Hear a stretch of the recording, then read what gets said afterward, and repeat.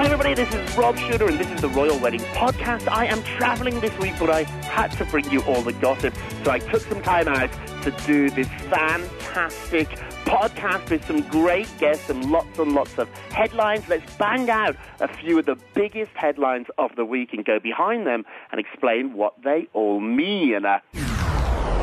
One of the biggest headlines of the week that caught my attention is Harry has reportedly invited his two ex-girlfriends to the wedding.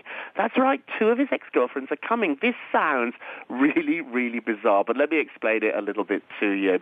Harry lives in a very, very closed circle. He doesn't go to the bar and meet friends, and he's not a member of lots of clubs where he meets friends, so he has a really tight circle, and these friends, most of which went to university and school with him.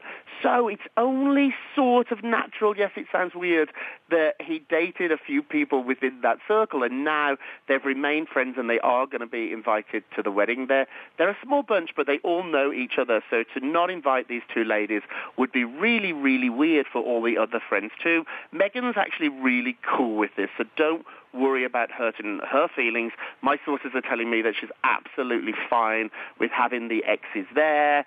They are now close friends, and she thinks that this is just fantastic. How would you feel about that? I don't know. I think we live such different lives than Harry, and our worlds are kind of bigger in a weird way, that it would be strange, I think, to have one of my exes at my wedding. But once again, they do live in a really close little elite world, so the girlfriends will be there. I'm sure there'll be some rumors about this, but don't worry, there's no problems. I can promise you that.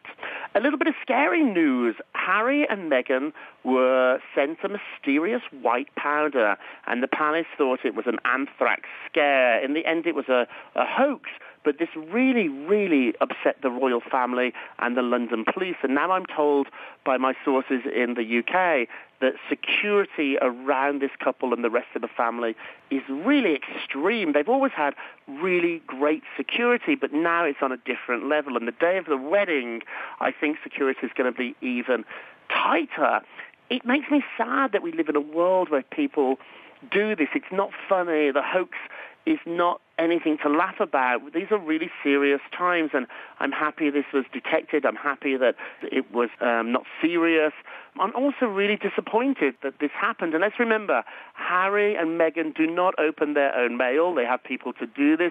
So once again, it's the little people, it's the regular people that potentially could have got hurt here.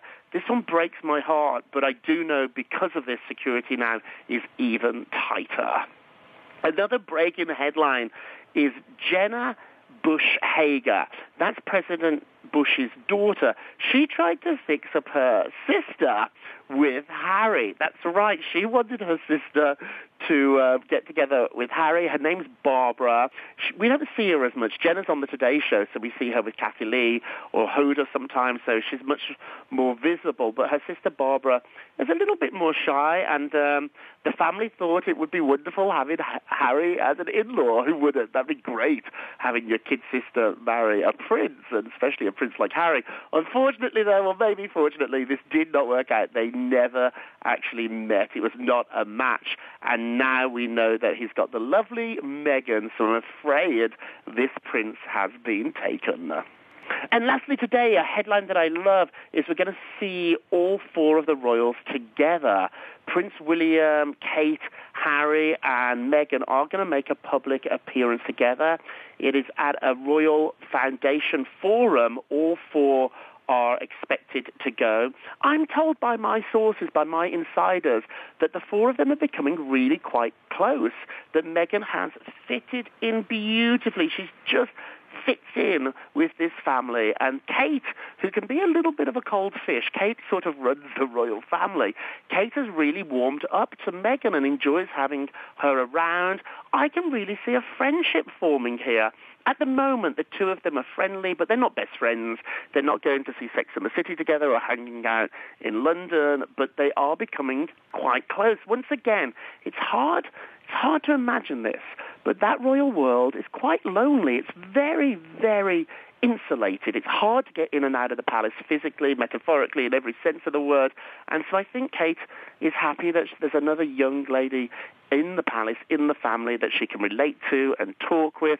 And they both have a similar experience of marrying a prince, which can, sounds fabulous, sounds wonderful, but it can come with some issues too. So these two unique ladies both have a very similar life experience, and I'm really happy to say and to report that they are indeed becoming friends, and I think it's going to be lovely to see all four of them together.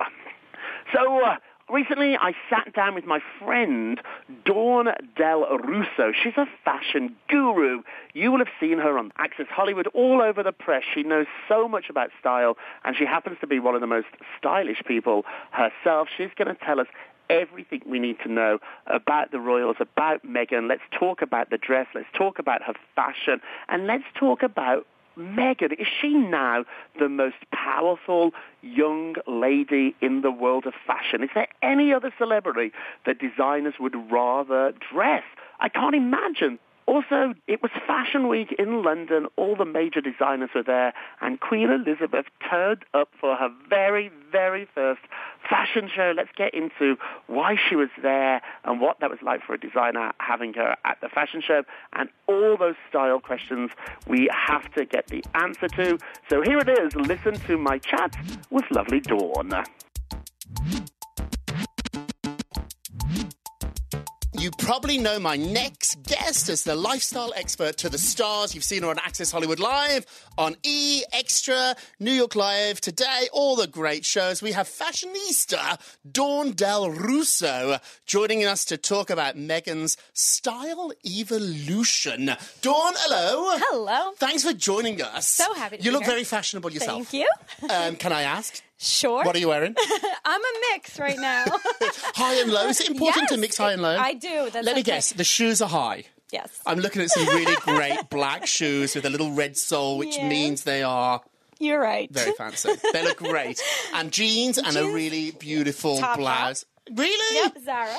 Looks great. Yeah, so, So let's talk about the royals here. How important, first of all, is fashion for royals and regular people, for all of us? It's everything. And everybody is watching them. I feel like they are just, so sophisticated and so classy, and we look to their style to see what they're wearing to all the special events that they go to. You think him too? Because I think he's a little bit scruffy. Can I say that? He is a little scruffy, but, he has that look that I think a lot of guys want. Right. Has that kind of sexy feel to Yeah, it. so I think sometimes when we look like we've tried too hard, it's really not sexy. Something about Harry, not Meghan. Something about Harry looks like he's fell out of bed, put some boxer shorts on clean, hopefully, and some jeans and a shirt. Completely, but somehow everything has that slate tailoredness to it, so it's well done. It's like this messy but tailored feel to it. Oh, that's interesting. How Yes. important do you think a tailor is? Essential, and they definitely have one. I mean, Right. their a few go-to people, I'm sure. So it's about that messy look, but still. So when we buy clothes from a store, whether it be Topshop or Bloomingdale's or Macy's, some people, a royal would take that and have it tailored. Yes. I think that is how you make it your own and how you really take it up a notch. So Is you it change the expensive? look. It can be. It can be. I mean, especially when you're really trying to tailor it to, it's not just, a pair of pants that you're hemming, but you're actually realigning all the seams and making them fit your body. Would you guess how big a percentage of Meghan's clothes are tailored? Now? Yeah. I'd say like at least 80 to 90%. Wow. Yeah, definitely. So pretty much everything in her closet fits her like a glove because it literally fits her like a glove. Someone's literally Precisely. got it. And is it difficult to find a good tailor? Give people advice in their lives. How do I find a tailor that's I think good? it takes some time. It's like one of those word of mouth. Who do you go to? Right. Who do you work with? Does this happen more than we think? It does. I get the question often, especially from friends. I'm sure I'm on the shorter side, so most of my stuff has to be tailored. Right. But everybody wants to know where to go, who's the right person. You don't want to bring your clothing, especially if it's a little more expensive, to get tailored and have to throw it away. And so, what percentage of your clothes would you say are tailored? About 60% or more. Wow. Yeah, a little more than half. And yeah. tell me why you would get a tailor for one thing and not another. So it depends on the fit of how I like it. A lot of dresses I tend to have to tailor because of the length and if they're too, if they just don't fit right to the body. And I'll notice it right away. As soon as I put them on, I'm like pulling the back. Do you think it's once you've had a tailor and you've experienced tailored clothes, then you can't really live with that one? It changes everything. Right. It changes and then you can spot the difference immediately? Yes. And sometimes it's very subtle. It may be just like a half of an inch that has to get taken in, but that makes such a difference in how it looks. Wow. Let's talk a little bit about Meghans. So literally, I think in just a couple of months, it's been like 4, 5, 6 weeks, we've noticed a major difference in her style. Talk me through what you've seen. I can't believe how much it's evolved. in maybe a month or two, it's really evolved. You can see the difference. I mean, one, in the tailoring, the clothing fits much better. She's going for a lot more of a classy look to her. Very UK kind of feel, London style. I feel like she's definitely wearing a lot more London designers and going towards them in that way. Like she's worn McQueen. Do you think that's smart? Like I see her in Stella McCartney.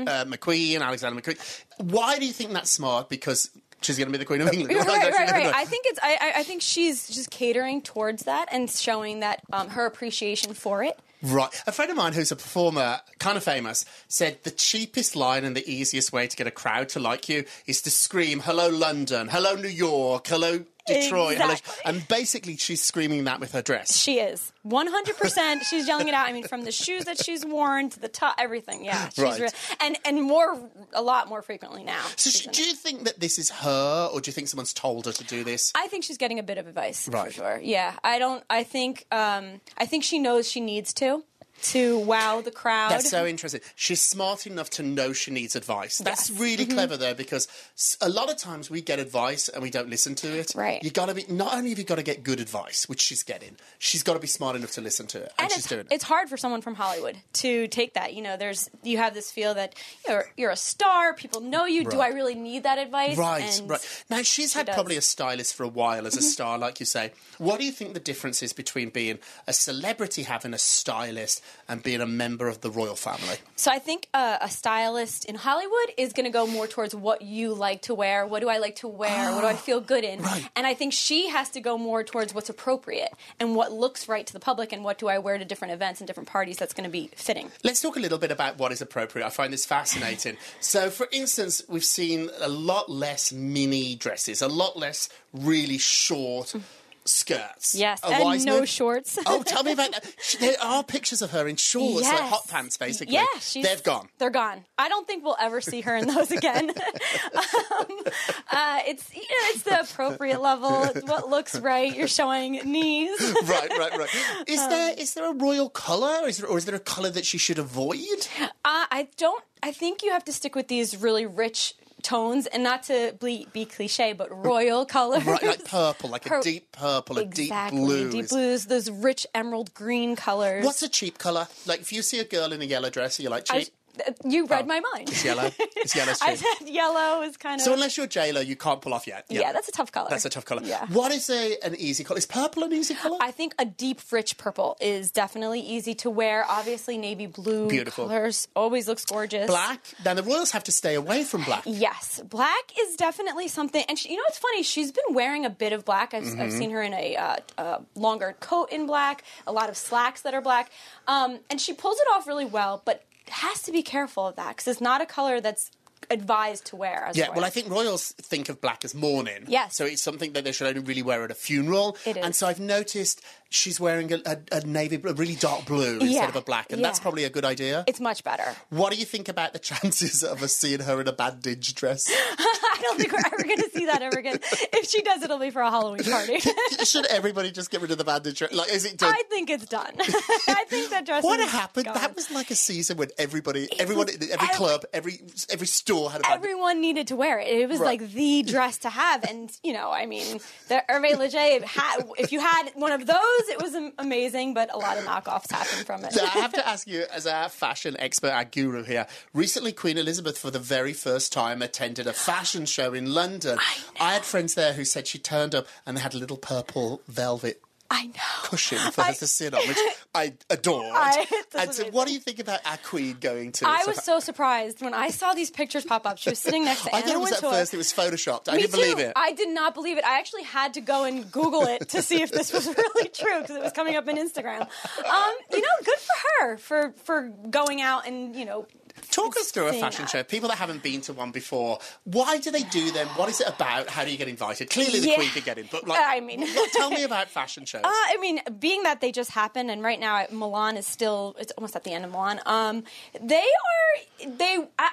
they were a lot more exclusive, I feel like, many years ago. They used to just be for buyers, is that correct? Yes, buyers and stylists. They would go to see the fashion for the next season to put in the stores. That explains why in winter we're looking at summer outfits. Exactly. I see. So the fashion shows are always looking ahead, and it was buyers then for the big stores like Macy's and Bloomingdale's and Saks. Now it's more celebrity-based? It's so celebrity-based, influencer, bloggers, and that's the reason why there's this slight shift in fashion that's available now.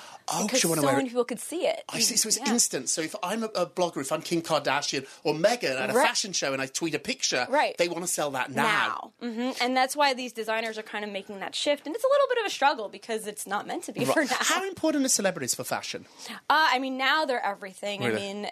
It wasn't always that way. I think Anna Wintour kind of helped that with Vogue. She wanted she was the first one to put celebrities on the cover of Vogue for a long time. Not that long ago. No. It was models. It was Naomi and Cindy, who were sort of famous. Well, they were famous, but they were not sort of celebrities, actresses or reality stars. Exactly. Now that's changed. What do you think about it? Do you like it or hate it? I think at first it was amazing, incredible. Everybody loved it. Now it's just... You're sick of it? Yeah, because it's like, I want something different. I want that high fashion model. Do you think Meghan will ever be on the cover of Vogue? Well, she's got the granny. Yeah, now that... Do you think that's what they were whispering about? So when we see the pictures, we should explain. Queen Elizabeth was sitting next to Anna Wintour, the editor-in-chief of Vogue, at this fashion show. Do you think she was whispering, can you get me Meghan? I think it might be possible. It would be a shock, but would it? Give me, as a stylist and somebody that knows fashion, who's the most wanted celebrity in the world at the minute to put a dress on? Is it Meghan Markle? Is it Kim? Is it J-Lo? Where are they? It's funny because I keep wanting to say that it's not Kim, but it still is, and Kylie, Yeah, it's still... family just... Where does Meghan fit in with the Kims and the Kylies? Be honest, and is she eclipsed Kim yet or no? No, I don't Kim's number one. Yeah, I don't think she has here. People aren't going to want to hear this, but it's the truth. This is not your... No. Like what you think is and right. It's not what I want to say. It's not what you're right. But being perfectly honest here, you can tell me as somebody who knows the fashion business, designers would rather have Kim than Meghan Markle. They can't even sell fast enough. I think they could just say they're going to put it on Kim and it'll sell. That's how fast. Still, give me crazy. A feeling of how Meghan shapes up to that. 80% of Kim's power, 50%. Where do you think? I think she's around that 75 mark. High, but not 90. No, not 90. Do you think Meghan's eclipsed Kate Middleton in fashion yet? Or is it Kate Middleton? That's a tough one. Right now the buzz is around her because of her wedding. Yeah. So it could be. But I think it's going to be very interesting afterwards to see. And I think there's going to be a strong, a little rivalry, you're saying. There will be, yeah. Because now it's like, who's going to win? Come on, fashionista. Who? I say Kate. I have to say Kate. I say Meghan. Really? Let's talk a little bit about that. Wow. Give me the difference in Meghan's style and Kate Middleton's. Tell me a little bit about both of their styles. So I think Meghan could be a bit more fearless in her style.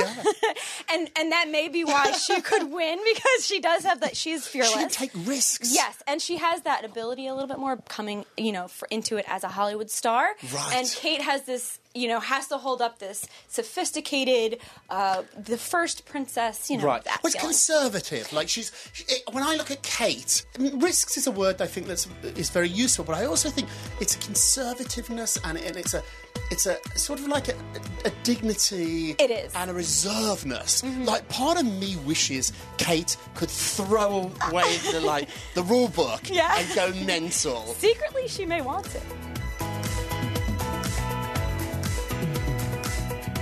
Thank you so much to Dawn Del Russo.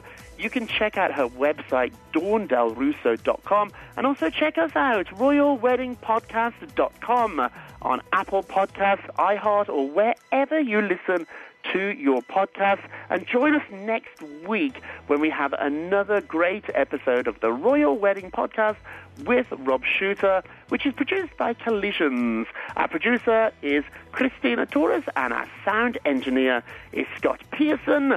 We shall talk next week. Cheers.